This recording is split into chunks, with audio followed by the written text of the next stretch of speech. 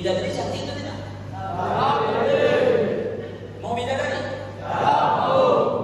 Akhlak jaga baik-baik supaya masuk surga. Nanti dapat bidadari. Mau berapa? Bilang aja. Banyak. Kalau dia bilang satu, tak percaya. Tapi berapa mau? Banyak pak. Gak boleh tahu banyaknya berapa. Bilang, ya, usah. 7 cukup.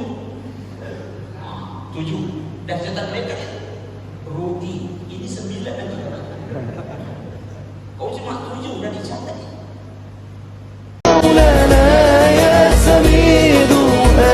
برحمتك يا ربي لا تضطرنا مولانا مولانا يا سمير أنا برحمتك يا ربي لا تضطرنا مولانا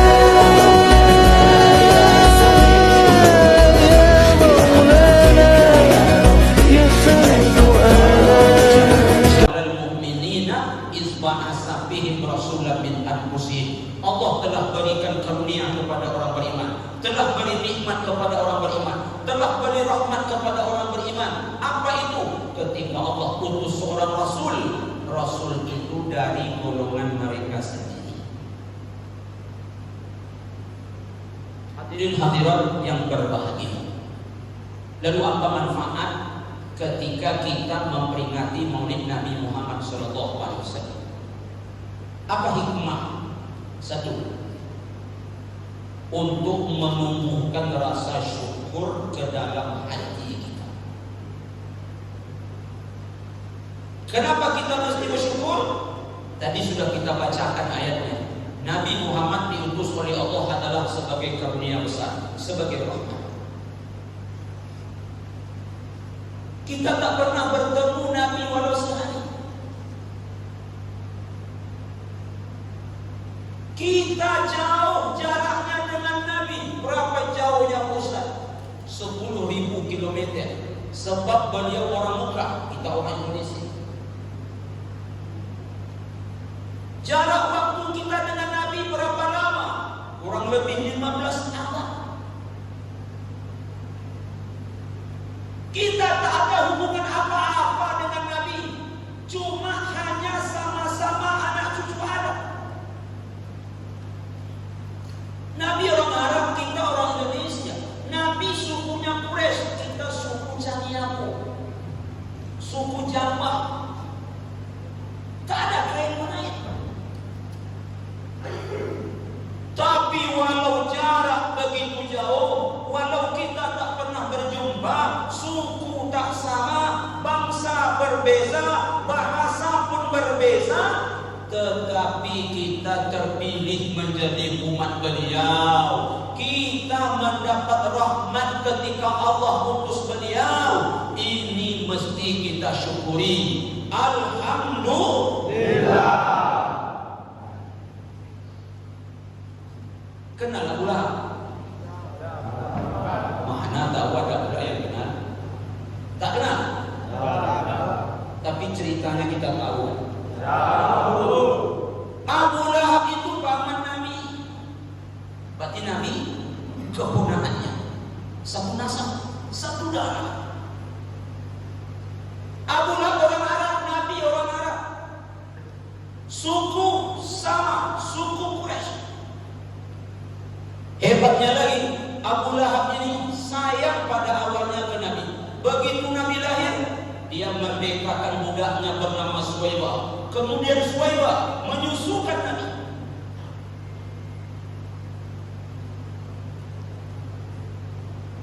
Kemudian Abu Lahab tahu dia kapan Muhammad diangkat jadi Rasul. Abu Lahab pun tahu mukjizat-mukjizat yang Allah turunkan kepada Rasul. Tapi mengapa Abu Lahab dia tak mendapatkan nikmat ini? Abu Lahab tak terpilih jadi umat ini. Dia hanya paman. Bahkan lebih dari itu, mengapa Abu Lahab paling benci kepada Abu Lahab ingin mencelakakan Nabi. Rugi Abu Lahab, beruntung. Ada yang lebih rugi lagi. Siapa Ustaz? Abu Thalib. Mengapa Abu Thalib lebih rugi daripada Abu Lahab? Abu Thalib disayang kepada Nabi. 42 tahun lamanya Abu Thalib bersama dengan Nabi. Abu Thalib ini siapa Ustaz? Paman Nabi. Berarti Nabi keponakan beliau. Umur 8 tahun Nabi dipelihara oleh Abu Thalib. Abu Thalib susah, anak banyak, tapi sayangnya ke Nabi tak pernah keluar. Kalau malam Abu Thalib itu tak tidur dengan istrinya. Abu Thalib tak tidur dengan anak-anaknya. Dengan siapa Abu Thalib tidur? Dengan Nabi Muhammad SAW. Begitu penjagaannya. Dia tak ingin seekor nyamuk hinggap di tubuh Nabi, apalagi menggigit Nabi. Abu Thalib tak rela. 42 tahun dalam suka dan duka, dan kita tahu Abu Thalib berjasa kepada Nabi, bahkan berjasa kepada agama Islam ini. Tapi Abu Thalib bukan umat Nabi. Abu Thalib tak terpilih jadi umat Nabi. Rugi Abu Lahab, rugi. Lebih rugi Abu Thalib. Siapa yang beruntung? Kita. Berjumpa tak pernah, jarak jauh, apalagi jasa sedikit pun tak ada. Tapi kita ditakdirkan Allah mendapat rahmat ini. Kita ditakdirkan Allah menjadi umat Nabi Muhammad SAW. Ketika Abu Thalib sakit parah, datanglah Nabi Muhammad ke rumah pamannya ini. Paman, ucapkan la ilaha illallah. Kalau paman ucapkan kalimat ini, akan kutolong paman nanti di akhirat sebagaimana paman menolongku di dunia. Tapi apa kata Abu Thalib? Muhammad, kalau ku ucapkan kalimat itu, apa nanti kata orang Quraisy? Bukan Allah tak mau kasih hidayah ke Abu Thalib. Abu Thalib itu tak mau hidayah. Dia pikirkan apa kata orang, terserahlah. Apalagi yang suruh ini adalah orang yang pernah dia sayangi. Tapi Abu Thalib tak mau. Rasulullah paksa lagi, paman, ucapkan la ilaha illallah wahai paman. Nanti kalau paman ucapkan, akan kutolong paman di akhirat layaknya paman menolongku di dunia. Apa kata Abu Thalib? Muhammad, segan aku mengucapkan kalimat ini. Apa nanti kata orang banyak? Kemudian di situ ada Abu Jahal. Kemudian di situ ada Abdullah bin Abu Umayyah. Apa kata orang berdua ini? Abu Thalib, jangan ucapkan kalimat tersebut. Engkau tetap mati di atas agama ayahmu Abdul Muthalib. Kau tak boleh ucapkan kalimat ini.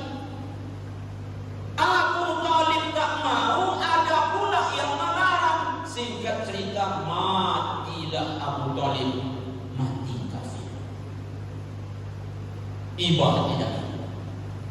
Menangis Nabi di samping jenazah pamannya.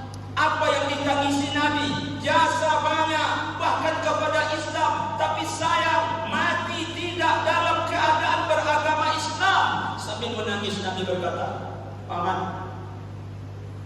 kumohonkan ampun kepada Allah. Semoga Allah ampuni dosa paman selagi Allah tak melarang kami. Belum lagi Nabi Muhammad berdoa, turun ayat melarang beliau. Siapa yang menurun ayat itu Pak Ustaz? Allah Ta'ala. Apa bunyi ayatnya? Maka nabi nabi walladzina amanu ayyastaghfiru lil musyrikin walau kanu uli qurba. Tak boleh seorang nabi, orang beriman juga tak boleh memohonkan ampun kepada Allah untuk orang-orang musyrik, untuk orang-orang kafir, sekalipun karib kerabat sendiri. Habis sebetulnya bertambah-tambah.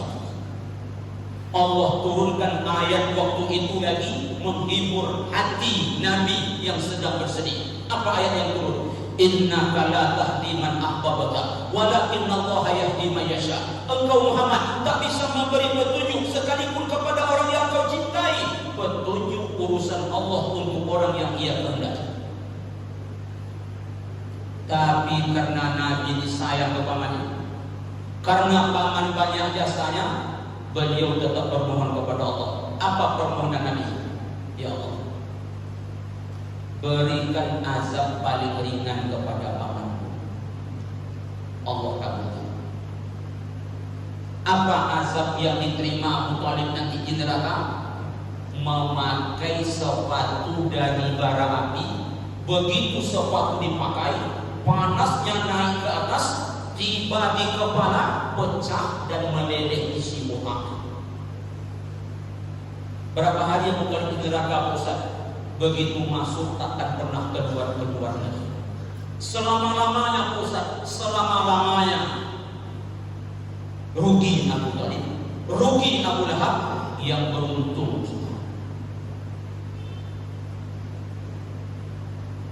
Adinda, kalau boleh tahu ukuran sepatunya berapa? 42. Kalau dikasih sepatu 50, ukurannya mau pakai apa? Tidak ya. Kalau sekakinya 42 dikasih sepatu ukuran 35, mau pakai? Sepatu lapang tak mau, sepatu sempit tak mau. Kadang-kadang pas pun ukuran sepatu kita tak mau. Apa sebab? Mereknya tak mantap, warnanya kita tak suka. Siapa yang mau memakai sepasang sepatu dari bara api? Begitu sepatu dipakai, panas, naik ke atas, tiba di kepala pecah. Berbeza dengan kita umat Muhammad.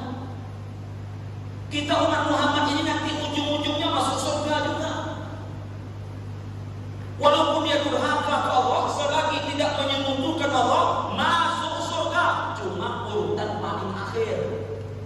Tapi masuk. Siapa umat Muhammad yang terakhir masuk surga, Ustaz? Yang terakhir keluar dari neraka. Siapa orangnya? Nabi tak sebutkan. Yang jelas bukan siswa SPN. Siswa SPN insya Allah masuk surga rombongan awal. Amin. Dipimpin oleh Bapak KSPN. Amin. Ustaz Makhalim paling depan. Amin.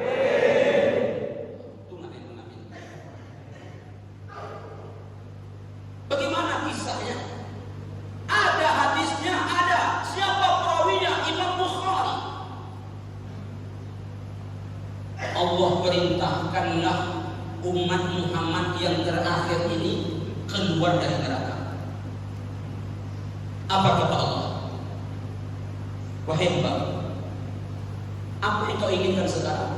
Satu aja ya, keluarkan aku dari neraka. Kau tak minta yang lain? Tidak. Janji, ku pegang janji. Allah keluarkan. Begitu dia keluar dari neraka, senang hatinya luar biasa. Kenapa tidak? Di neraka karena azab. Ini Muhammad yang terakhir ini. Begitu dia berada di luar neraka, Allah tampakkan sebatang pohon rindang, ada sungai di bawahnya, mengalir air dari surga. Apa kata dia? Ya Allah, boleh aku sampai ke pohon ini? Aku ingin berteduh di bawahnya dan meminum airnya.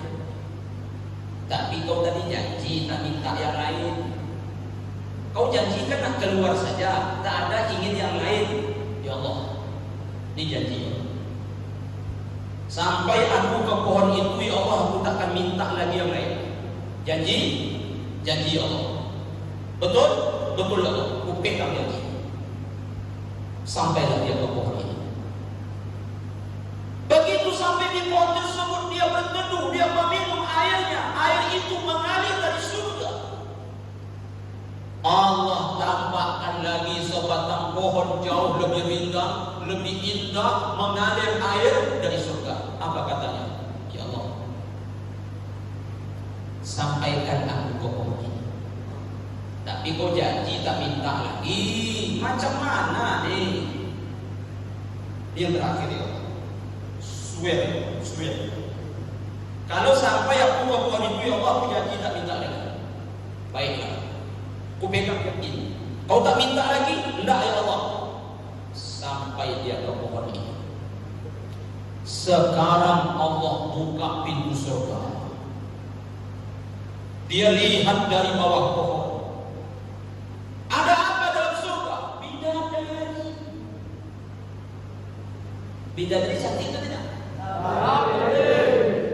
Mau bidadari? Akhlak jaga baik-baik supaya masuk surga. Nanti dapat bidadari. Mau berapa? Bilang aja. Banyak. Kalau dia bilang satu, tak percaya. Tapi berapa mau? Banyak pak. Gak boleh tahu banyaknya berapa. Bilang, ya, usah teman. 7 cukup.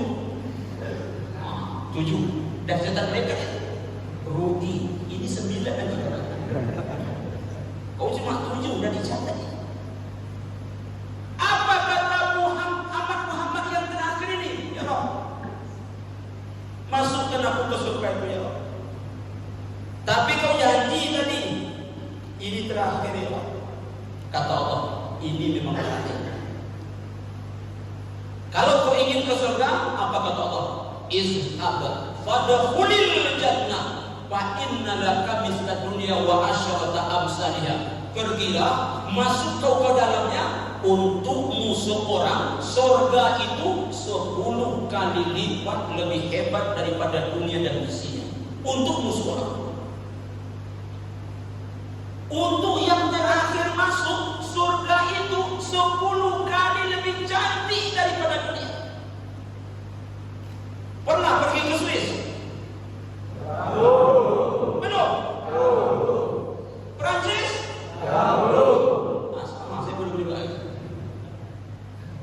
Katanya Perancis itu indah alamnya, Swiss itu mantap. Belum segininya surga. Kilo 9 berapa? Lembah Harau? Kilo 9 lembah Harau dibandingkan surga tak sampai seujung kuku. Akhirnya umat Muhammad tadi masuk ke surga. Begitu sampai ke dalam surga, apa kata dia? Ya Rabb, dengan bangganya dia berkata, surga akulah yang paling hebat. Tak tahu yang terakhir. Orang-orang yang sudah masuk dah banyak akan dia nonton dah bersangkit dia baru masuk. Apa katanya? Ya Allah, surga aku yang paling mantap. Apa kata Allah? Bayangkan yang kau inginkan tinggi-tinggi. Hayalkan. Dia bayangkan, dia hayalkan, dia tinggi-tinggikan bayangan dan hayalannya. Allah berikan surga kepadanya lebih hebat dari yang dia bayangkan. Itulah umat Muhammad. Di mana Abu Talib? Di neraka. Di mana Abu Lahab? Di neraka. Di mana umat Muhammad? Di dalam surga. Alhamdulillah. Itu hikmah dan manfaat yang pertama. Apa manfaat yang berikutnya Ustaz kita memperingati Maulid Nabi ini? Itu disampaikan oleh Bapak KSP tadi untuk mencontoh akhlak Nabi. Ada yang tahu berapa jumlah Nabi? 124.000. Ada yang tahu berapa jumlah Rasul? 315 orang. Yang wajib diketahui berapa orang? Berarti jumlah Nabi tambah Rasul berapa totalnya? 124.315 orang. Simak baik-baik. Setiap Nabi dan Rasul itu punya sifat-sifat mulia. Semua sifat mulia Nabi dan Rasul itu ada pada Nabi Muhammad semuanya. Allah Andai Nabi dan Rasul itu satu saja sifat mulianya, berarti pada diri Nabi ada 124.314 sifat mulia. Andai satu saja. Bayangkan. Makanya Nabi Muhammad disebut asyraful anbiya, Nabi paling mulia. Pak Ustaz, bayangannya macam mana akhlak Nabi itu? Orang Yahudi datang kepada Umar bin Khattab radhiyallahu anhu. Umar, kalian bangga-banggakan Muhammad. Memangnya Muhammad itu bagaimana orangnya? Kata kalian bagus akhlaknya. Kata Umar, tak sanggup aku menceritakan. Kau datang kepada Utsman. Utsman ini menantu Nabi. 2 anak Nabi menjadi istri Utsman. Kata Umar, datangi Utsman. Datang Yahudi tadi kepada Utsman. Kata Utsman, aku tak bisa menceritakan. Takut nanti ada yang ketinggalan. Kalian datang kepada Ali bin Abi Thalib. Siapa Ali? Sepupu Nabi, menantu Nabi. Dari kecil sudah bersama Nabi. Berarti Ali tahu tentang Nabi. Datang Yahudi tadi kepada Ali. Ali, bagaimana akhlak Muhammad? Ali diminta. Apa kata Ali? Kau ceritakan kepadaku dunia dan isinya. Langit termasuk dunia? Langit termasuk dunia? Berapa lapis? Bumi termasuk dunia? Berapa lapis? Antara langit dan bumi itu dunia semua. Kata Ali, ceritakan dunia dan isinya kepadaku. Kaget dia. Ali, engkau suruh aku menceritakan dunia yang begitu besar? Mana mungkin? Dengarkan siswi, dengarkan. Apa kata Ali? Mata dunia kecil. Dunia itu kata Allah kecil. Dunia itu sedikit. Kalau yang sedikit, yang kecil, engkau tak bisa menceritakan. Bagaimana aku menceritakan akhlak Nabi, kata Ali. Apa akhlak Nabi? Wa innaka la'ala khuluqin azim. Dunia qalil, kata Allah, sedikit. Akhlak Nabi azim. Apa arti azim? Besar, agung. Apa maknanya? Akhlak Muhammad jauh lebih hebat daripada dunia dan isinya. Pak Ustaz, belum terbayang sama saya lagi Pak Ustaz. Mari kita bertanya kepada Aisyah radhiyallahu anha. Siapa Aisyah? Istri Nabi. Aisyah, bagaimana akhlak Nabi? Aisyah pintar. Jawabannya singkat, padat, tebal, tak bisa didebak. Kata Aisyah, akhlak Nabi adalah Al-Quran. Apa artinya? Semua perintah Al-Quran Nabi jalankan, semua larangan Al-Quran tak pernah dilakukan. Itulah akhlak. Hadirin hadirat yang saya muliakan, berbicara akhlak Nabi kita semua sudah tahu. Mohon maaf, saya tak akan ulang-ulang lagi tentang akhlak Nabi, karena kita semua sudah tahu. Lalu apa yang nak Pak Ustaz bahas sesuai dengan tema ini? Bagaimana supaya kita bisa berakhlak mulia? Jadi tolong bedakan, bagaimana kita bisa berakhlak? Berarti kita tidak bercerita akhlak, karena kita sudah tahu. Jawabannya, kalau ingin kita berakhlak mulia sehingga menjadi polri yang presisi, apa yang mesti kita lakukan? Berawal dari menjaga hati. Karena di situ kunci. Menjaga fisik perlu. Menjaga badan supaya sehat mesti. Mana boleh polisi lemah? Mana boleh polisi loyo-loyo, tugasnya berat. Tapi bahagialah adik-adik yang jadi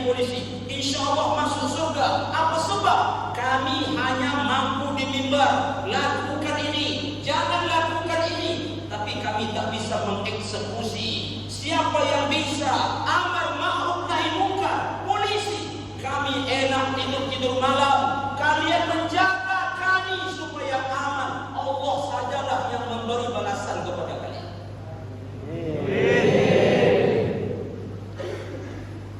Siswi sudah berada di jalan yang tepat, maka jangan nodai korps kita, jangan nodai lembaga kita. Caranya akhlak dijaga. Kami Ustaz cuma bilang jangan kalian konsumsi narkoba, menangkap kami tak bisa. Kami cuma pakai lisan. Siapa yang bisa mencegah itu? Polisi. Saya sering di jalan raya, awak mau pergi ceramah, jalan macet.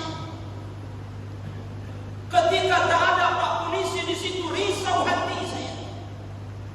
Jemaah sudah menelpon, jemaah sudah menunggu, tetapi ketika tiba-tiba ada seorang Pak Polisi memakai motor, dia berhenti, berdiri dia di tengah, terurai kemacetan. Allah sajalah yang memberi pahala.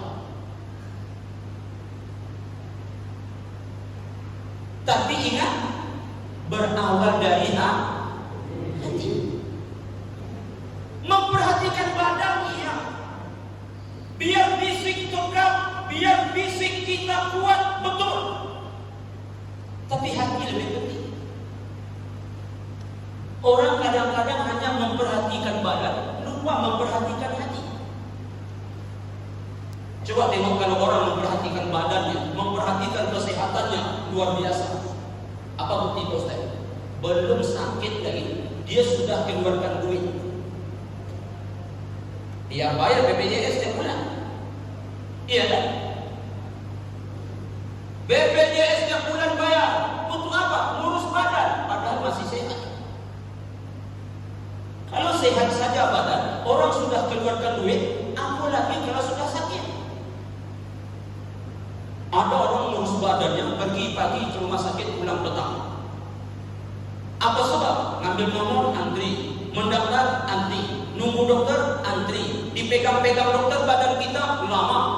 Setelah itu karena penyakit ringan, kata dokter, boleh pulang. Tapi ambil obat dulu di apotek, antri, pergi pagi, pulang petang. Itu kalau sakitnya ringan. Kalau sakitnya berat, begitu pergi 4 hari baru pulang. Kadang 10 hari baru pulang, kadang tak pulang. Pas pulang, berpulang ke rahmat Allah. Ada orang sakit berat pergi berobat, sampai di rumah sakit tetap. Kemudian singkat cerita, diperiksa oleh dokter. Kita simak baik-baik. Begitu diperiksa dokter, kata dokter, Pak, penyakit Bapak ini komplikasi. Ini mesti penanganan yang hebat. Bapak dirawat di rumah sakit. Apa kata si sakit tadi? Siap. Pak, badan Bapak kita tusuk ya Pak? Tusuk. Maksud saya tusuk itu apa? Pasang jarum infus. Lalu apa kata dokter? Pak, ada tumor dalam badan Bapak. Kita operasi ya? Operasi. Kita tidak pernah melawan sama dokter. Kata dokter, Pak, Bapak ini diabetesnya udah marah, lukanya tak bisa sembuh. Kecuali kalau kaki Bapak dikerat, kita kerat ya Pak, kerat. Kata dokter, cuci darah ya Pak, cuci darah lah. Mana pernah kita melawan sama dokter untuk urusan badan? Kalaulah kita taat kepada Allah untuk urusan hati, seperti taat kepada dokter dalam urusan badan, dijamin bagus akhlak. Cuma sayang orang hanya menjaga penampilan, lupa menjaga hati. Kalau badan kata dokter kerat-kerat, tusuk-tusuk, belah-belah, cuci darah, tapi giliran Allah untuk mengobat hati, sering Allah itu kita lawan. Taatlah kepada Allah, walaupun kita siapa. Jaga aman, dan itu berawal dari hati. Hadirin hadirat, maaf ini setelah dikerat, bahkan dibelah, ditusuk, ada tak yang tambah parah sakit? Saya tanya, bayar? Bayar? Bayar. Tambah parah bayar juga? Bayar. Kalau sehat bayar? Sehat bayar? Tanya lagi, andai pasien itu mati, bayar?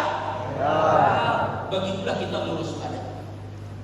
Dokter suruh bayar, bayar, walaupun tak sehat. Dokter suruh bayar, bayar, walaupun kita mati.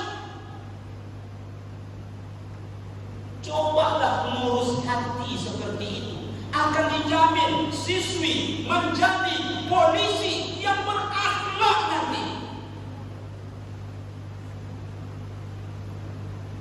Urus hati seperti mengurus badan. Taat ke Allah seperti taat kepada dokter.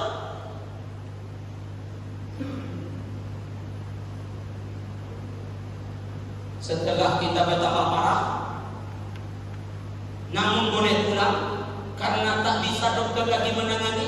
Pertanyaan, bayar tadi? Lalu pasien tadi menelpon anak. Assalamualaikum nak. Waalaikumsalam ya. Apa kabar ya? Tambah parah nak. Tapi nak tetap bayar. Berapa ya?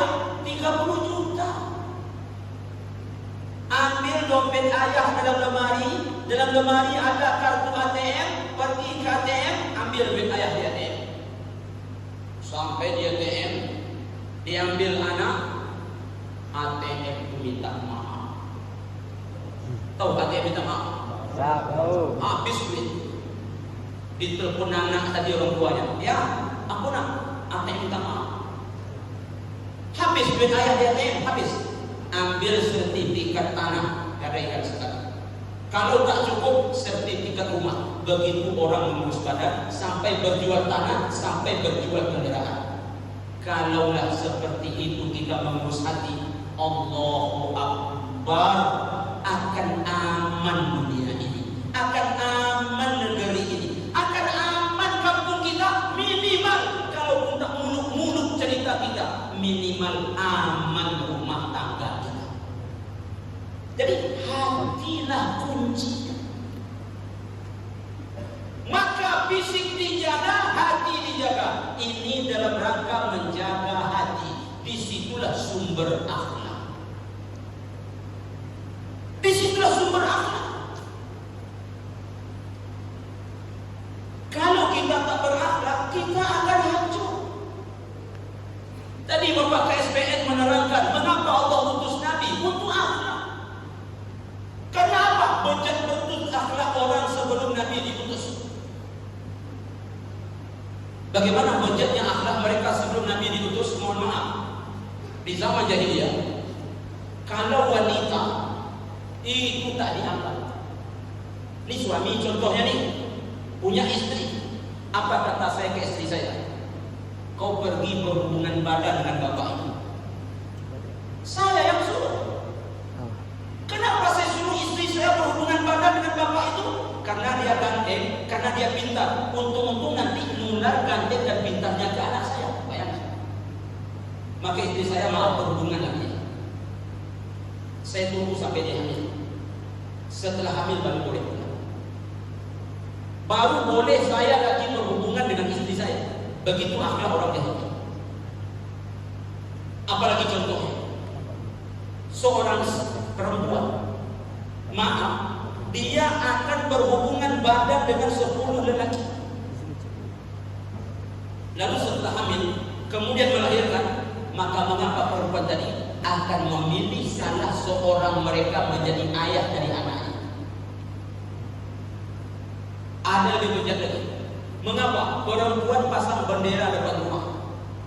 Kalau ada depan rumah bendera, berarti dalam rumah ada perempuan yang siap dikawin. Kalau kita sekarang ada bendera depan rumah, berarti ada yang meninggal. Orang jahiliyah beda. Kalau ada bendera putih depan rumah, berarti ada perempuan yang siap digauli.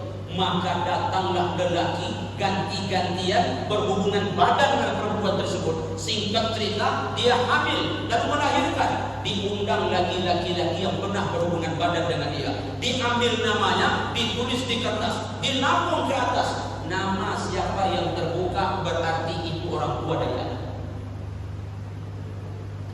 Maka ketika Allah utus Nabi, bergembira dunia, burung-burung bergembira.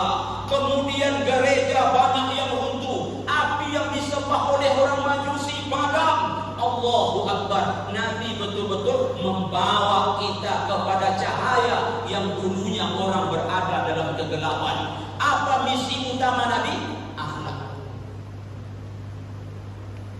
Sehingga Nabi bersabda, siapa yang punya anak perempuan, dia didik baik-baik, maka orang tuanya bersamaku dalam surga.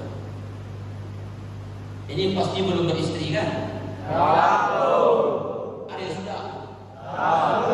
Besok kalau dapat istri, mohonlah ke Allah dapat anak perempuan. Sebab kalau dapat anak perempuan, dididik jadi anak baik, kata Nabi, orang tuanya bersamaku dalam surga. Ustaz, kalau anaknya laki-laki semua Ustaz, laki-laki tak bisa, karena kata Nabi perempuan. Tapi saya ini satu surga dengan Nabi Ustaz, tambah anak, untung dapat perempuan. Setelah ditambah laki-laki juga lagi Ustaz, gas ini, untung perempuan. Ternyata laki-laki tambah lagi, tak bisa Ustaz, tadi gas dah putus Ustaz. Kalau begitu orang rumah ditambah. Untung orang rumah kedua melahirkan anak perempuan. Saya tak puas Ustaz, coba baca hadisnya. Man ada jariyataini hatta tabalugha dakhal mana wa huwa fil jannah kahataini. Kata Rasulullah, siapa punya anak perempuan, dia didik menjadi anak yang salihah, orang tuanya bersamaku dalam surga. Kenapa sampai begitu besar pahalanya? Karena orang jahiliyah tak suka sama anak perempuan. Maka siapa umat Nabi punya anak perempuan, dididik baik-baik, surga bersama Nabi. Nanti kalau sudah menikah, minta ke Allah dapat anak perempuan. Kalau laki-laki anak saya semua nanti Ustaz, terpaksa cari orang rumah itu supaya dapat anak perempuan. Ini mohon maaf agak pribadi sedikit, mohon maaf. Saya ini orang Bengkalis, Melayu, orang kampung kami di Bengkalis sana. Kalau anaknya perempuan semua itu senang hati. Contoh nih, anaknya 5 perempuan semua. Apa kata istri kepada suaminya? Alhamdulillah lah bang, 5 anak kita perempuan semuanya, alhamdulillah. Tapi yang dia senangkan bukan hadis tadi. Apa yang buat dia senang? Nanti kalau anaknya anak lelaki, calon laki mesti mengantar uang belanja. Itu yang dia senang. Berapa pasarannya sekarang? 50 juta. Anaknya 5 perempuan semua. 50 kali 5 berapa? 25 juta. Jangan cari orang Melayu asal. Saya nikah bulan Januari tahun 2003, tanggal 15. Berapa pasaran anak gadis di tempat saya ketika itu? 15 juta. Di kampung saya banyak yang cantik-cantik, cuma duit tak ada. Awak kerja jadi gharim di masjid, gaji 75.000, nah dicari 15 juta. Kapan bangsanya? Pujanglah pura saya. Akhirnya saya pergi ke Pariaman cari istri. Ini maaf, ini pribadi sikit apa ya? Kenapa Ustaz cari orang Pariaman? Saya dapat info orang Pariaman dibeli laki-laki. Ini ceritanya. Saya cari orang Pariaman. Apa yang mencarinya? Sebentar dapat. Segandeng ini siapa yang berada di mana? Dapat pula. Lumayan. Saya tak lama pacaran dengan dia, karena Ustaz tak boleh pacaran lama-lama. Setelah saya kenalan, saya pegang hatinya dan takkan pernah saya lepaskan. Begitu sudah saya pegang erat dan dia tak bisa ngelak, saya bilang, ayo ke rumah orang tua. Pariaman asli. Sampai ke rumah orang tuanya, cerita, sampai dah kepada cerita tadi. Ayah mak saya di kampung tak tahu nih. Rencana nanti berapa uang antar belanjanya? Enak juga ya.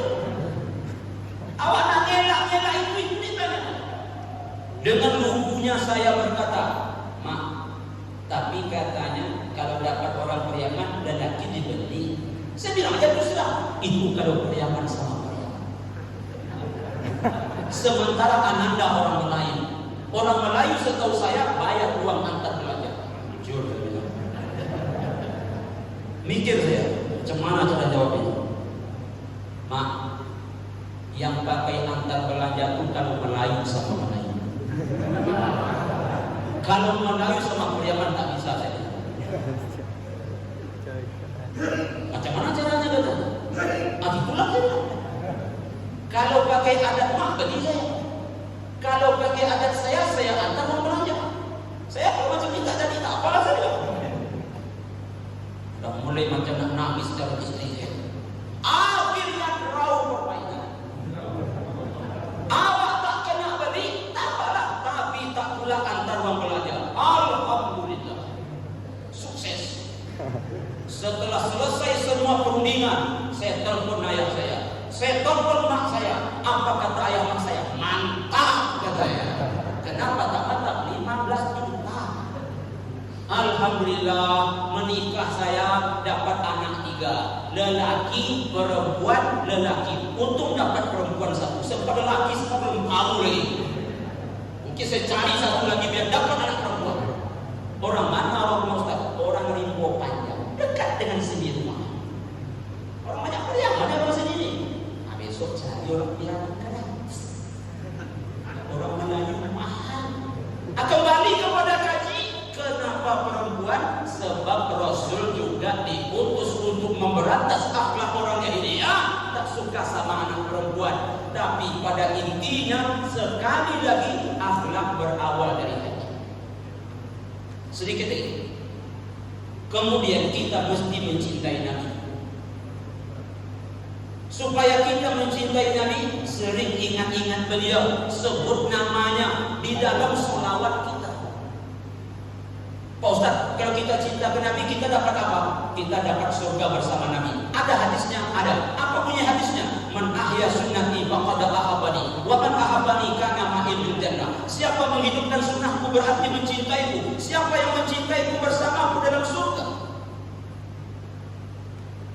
Boleh Ustaz ajak kita sholawat? Boleh?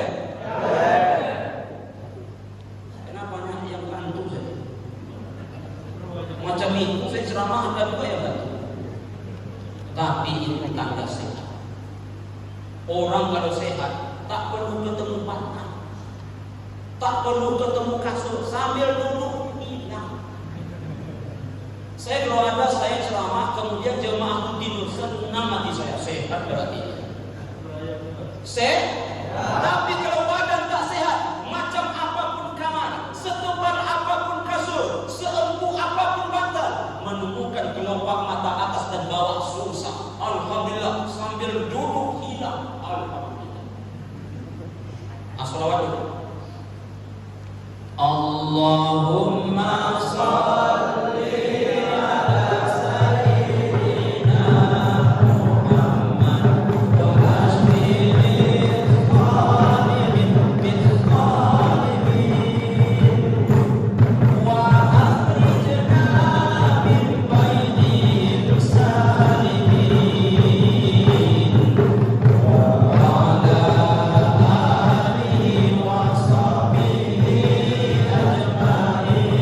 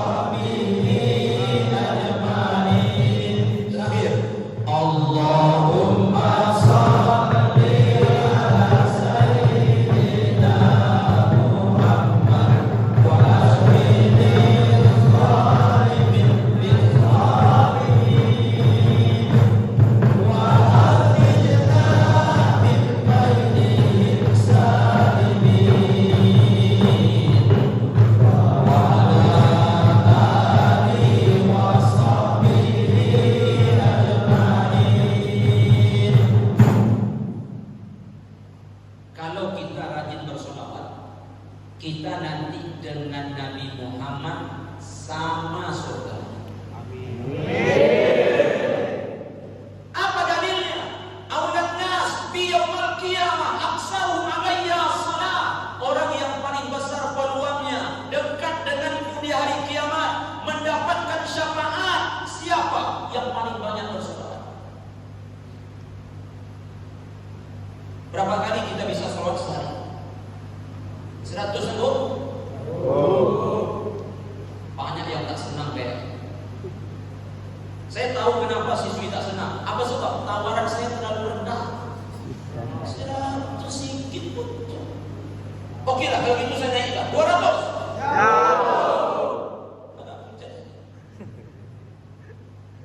Banyak-banyak bersolawat. Solawat kita tak mengganggu aktivitas kita. Jangan solawat setelah subuh. Nanti orang hampir. Kau masih dalam masjid, dipanggil oleh pembina. Kenapa tak keluar? Awak solawat. Mengamalkan haji Ustaz. Kena keluarkan dosa salah kan saya? Jangan ganggu jam kerja kita karena salawat. Banyak waktu untuk salawat. Contoh ini, kami yang di Pekanbaru atau bapak-bapak yang tinggal di Pekanbaru. Pekanbaru itu macet. Ngantar anak macet, jemput anak macet, pergi kantor macet, pulang kantor macet. Macet itu dinikmati dengan salawat. Awak ini kalau macet geram hati, kadang-kadang ngomel di jalan. Saya kanan belok kiri. Ada yang betul itu? Biasanya kalau saya kiri belok kanan kita bilang apa? Mati. Belum lagi yang motong kiri, awak ke kiri dia motong kiri, hampir ketemu mereka mau sama apa? Macam-macam. Awak lampu hijau ngegas, dia lampu merah ngegas juga, bertemu tengah jalan, ribut kita jadi. Besok ganti ribut itu dengan selawat. Nampak saya kanan belok kiri, Allahumma shalli ala Muhammad, Allahumma shalli ala Muhammad, Allahumma shalli ala Muhammad. Dapat pahala? Dapat. Awak lampu hijau ngegas, dia lampu merah ngegas, ketemu di tengah, buka kaca mobil, Allahumma shalli ala Muhammad, tutup lagi gas, marah sampai pahala datang. Usah nanti setelah sholat 1000 kali, orang dah hafal. Kena jungkir nanti. Ya, pandai-pandailah mengisi waktu. Pandai-pandai mengisi waktu. Saingan untuk dapat syafaat Nabi di akhirat berat. Saingan kita seluruh umat Muhammad, mulai Nabi diutus sampai hari kiamat, berat saingannya. Bukan hanya sama-sama keluarga besar SPN. Kalau sama-sama keluarga besar SPN, aman awak, sedikit saingannya. Ini seluruh umat Muhammad ingin dapat syafaat. Siapa yang dapat? Yang banyak bersedekah. Yang banyak bersedekah. Kalau begitu kita sepakati, berapa sanggup sehari? 100 sanggup? Ini naknya berceramah depan anak-anak SPN. Sanggup ya 100, tapi tidak lagi. 200 sanggup? 300?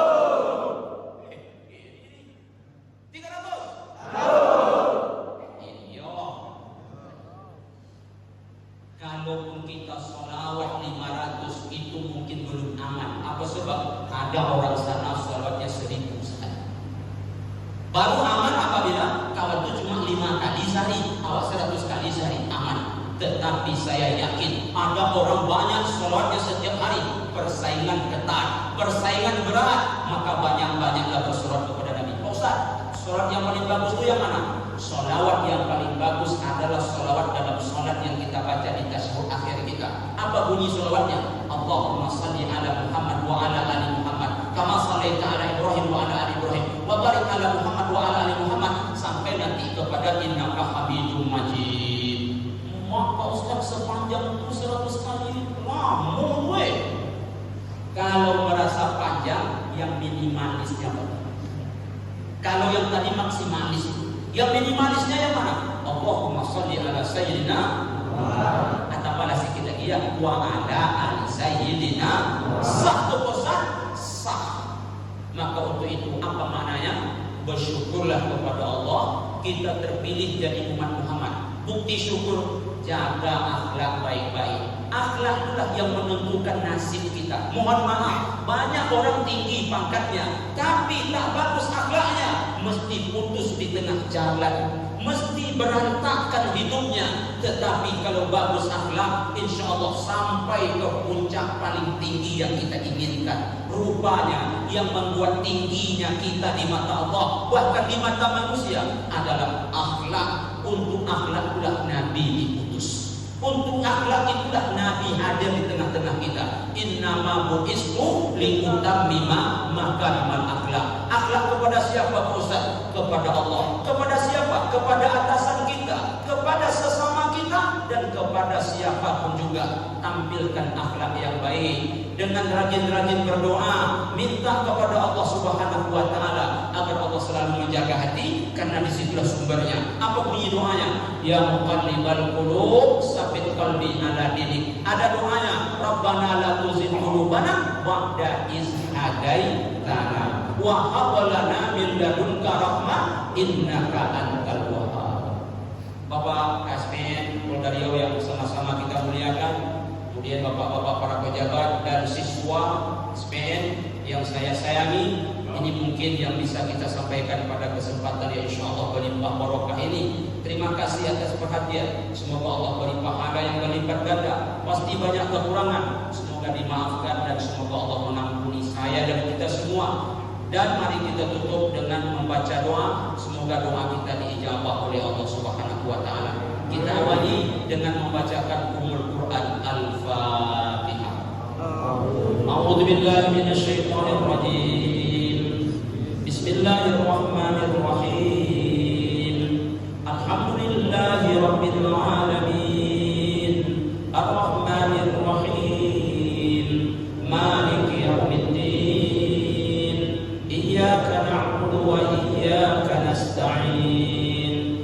Ihdinas siratal mustaqim. Siratal ladzina an'amta 'alaihim ghairil maghdubi 'alaihim waladdallin.